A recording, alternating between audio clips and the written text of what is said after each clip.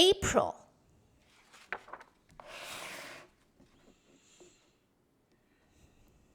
April 1st, April Fool's Day. Rabbit and Crab, a Mayan story. Rabbit and his friend Crab decided to grow some carrots. They worked together, digging the ground, planting seeds, and watering them until the shoots began to grow. Then they weeded the carrot patch and watched, week by week, until it was time to harvest the crop. When they had dug up the sweet, juicy carrots and cut off their green tops, Rabbit carefully made 2 piles. "You have the big pile, dear Crab," he said, "and I'll take the small one." Crab looked at the 2 piles. The biggest one was all carrot tops. "Thank you, Rabbit, old friend," he said, "but I have a fairer way. Why don't I divide the piles in half, and you choose which you want, or you divide the piles and I choose?" Rabbit suspected that Crab was trying to confuse him. "I've got a better plan," he said. "Let's go to the big cactus over there and race back here. The one who wins gets the carrots, and the one who loses gets the tops." Crab thought for a moment, then smiled at Rabbit. "All right," he said. "That seems fair." So Rabbit and Crab walked over to the big cactus together. Rabbit hopped along with great confidence. "You are such a good friend, Crab, that if you win, I'm happy to give you all the carrots and all the tops too," he said.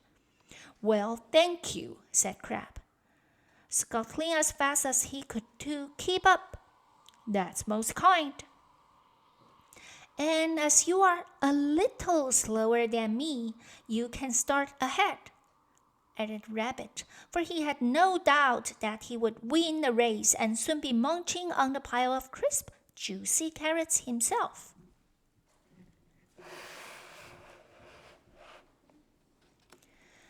But Crab wouldn't agree. "Oh, no, you are being very generous, Rabbit. You should start ahead," he said. "I insist." Rabbit chuckled to himself. "Well, I give him a chance," he thought. So he didn't argue about it. When they reached the big cactus, Rabbit and Crab turned and faced the piles of carrots and green tops in the distance.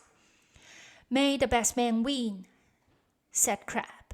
Rabbit took 10 paces forward. He didn't notice that Crab had seized his tail with his claws and was hanging on tight. "Ready, steady, go!" shouted Rabbit, and he bounded away.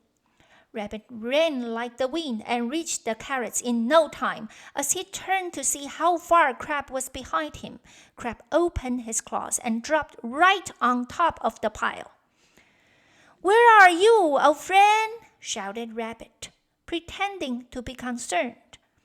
"Oh, I was here long ago," said a voice behind him. Rabbit nearly jumped out of his skin. He spun around in surprise.